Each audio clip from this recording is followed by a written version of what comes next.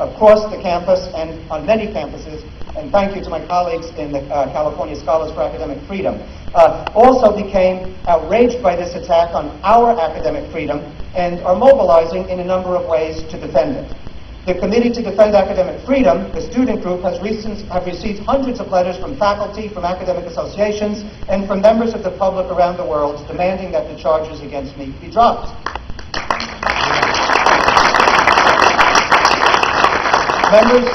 Members of the faculty on my campus are at this time circulating a petition. The petition already has just about 100 signatures, and it's only been circulating for 3 days, and it states, in part, since February 25, our colleague, William I. Robinson, professor of sociology, has been the subject of a series of attacks from 2 students and a number of off-campus individuals that represent a serious breach of academic freedom and a threat to the autonomy of the university. Displeased by the content of an email and 2 articles forwarded by Professor Robinson on January 19 to his class opposing the recent Israeli invasion of Gaza, the 2 students filed a complaint with the Senate alleging academic misconduct and anti-Semitism. On February 25, the UCSB Academic Senate opened an official inquiry into these allegations. This inquiry is ongoing and has become nationally and internationally known.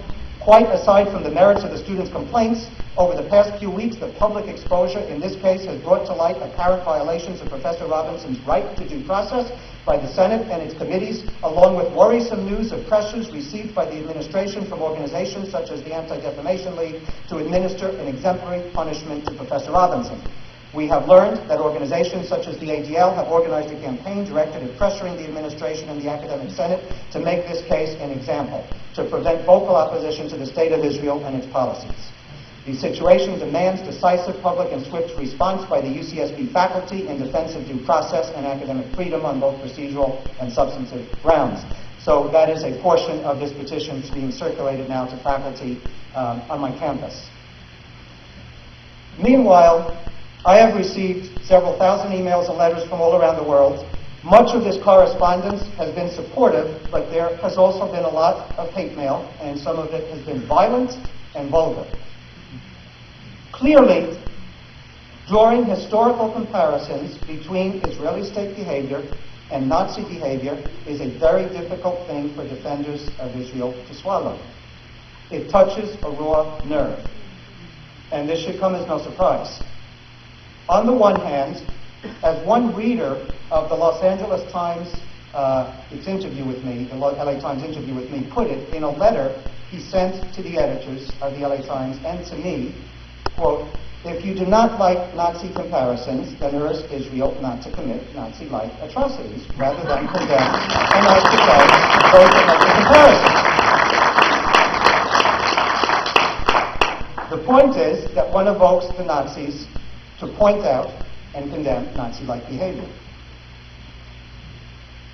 This much should be evident.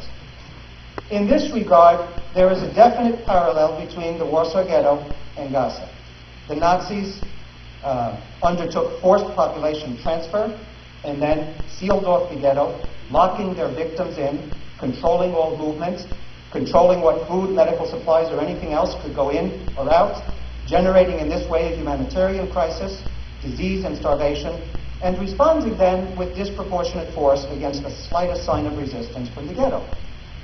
The Israelis have done the same thing in Gaza, in effect turning it into a concentration camp, a massive ghetto.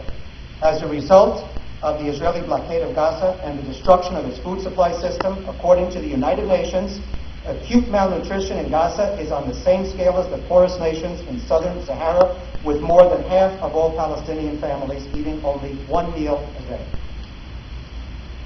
On the other hand, quite evidently, the comparison between Nazi atrocities against Jews in World War II and Israeli atrocities against Palestinians in the present is not intended to suggest that the latter replicates the former.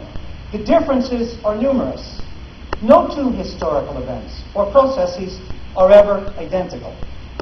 Drawing analogies or comparisons between historical and contemporary events or processes is not intended to suggest that they are identical. Rather, such comparisons are a pedagogical tool meant to uncover patterns of human conduct or better put, human misconduct, that may manifest themselves in a variety of historical circumstances. To identify what structural conditions may give rise to these forms of conduct, and to reflect on the past, so that collective agents in the present may gain a greater understanding of the significance or meaning of such contemporary events that share similar characteristics with those of the past, and then hopefully go on to act on the basis of these understandings. Zionists and defenders of the Israeli state take great offense at any analogy between the Nazis and Israeli state actions, in part because the Jewish Holocaust is used by the Israeli state and the Zionist political project as a mechanism of legitimation, so that to draw such analyses is to undermine Israel's legitimating discourse.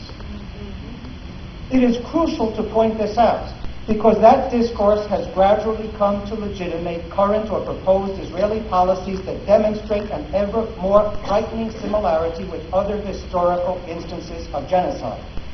Really, what we are seeing now is pre-genocidal activities.